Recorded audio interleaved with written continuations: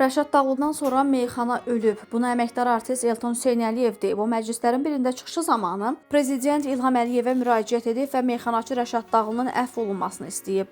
Rəşad Dağlıdan sonra meyxana ölüb. Xahiş edirəm, onu əfv edin. Məşhur meyxanaçı Elşən Xəzər qızının Beniz ləqəbli tiktoker Aybəniz Xəlilovanın məhkəməsində ifadə verməsi ilə bağlı yayılan məlumatlara münasibət bildirib. Bu barədə Qafqaz-Infoya danışan meyxanaçı qeyd edib ki, yayılan xəbərlər tamamilə yalandır. Mənim və övladımın adından yayılan xəbərlər yalandır. Həmin məhkəməyə bizim heç bir aidiyyatımız yoxdur. Biz o insanların heç birini tanımırıq deyə o əlavə edib.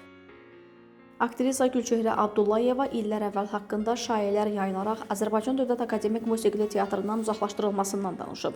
APA-nın söz arasında verilişinin qonağı olan 54 yaşlı aktrisa o zamanlar Akademik Dram Teatrda direktor olan xalq artisti Əlabbas Qədirovla arasında insident yaşandığını bildirib. Onun sözlərinə görə dedikoduların qurbanı olaraq teatrdan uzaqlaşdırılıb. Hər şey yaxşı idi. Bir gün gəldim ki, aşağıdan yuxarıya qədər heç kim salamımı almır. Dedilər Ələsgər Məmmədoğlu və Cəfər Namiq Kamalla gəl çəkilişə.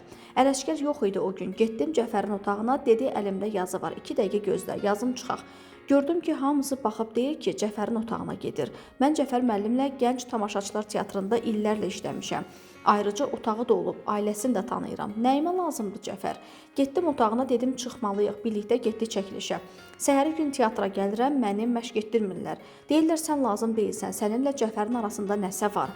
Yenə desəydilər ki, İlham Namiq Kamalla münasibətim var, deyərdim ki, o biri teatrda direktorumdur. Boylu buxunlu kişidir, aramız da yaxındır. Cəfərin mənimlə nə əlaqəsi? Onunla birlikdə teatrdan çıxanda nə olur ki? İndiki vaxtım olardı, deyərdim şəklim var, qapını döymüsünüz, açmamışıq, ya qeyri-münasibət halda gəlib görmüsünüz bizi. O vaxt mənə dedilər ki, sən get teatrda, buranı da ala qarğa bala çıxarmaz. Ara sakitləşsin, səni çağıracağıq.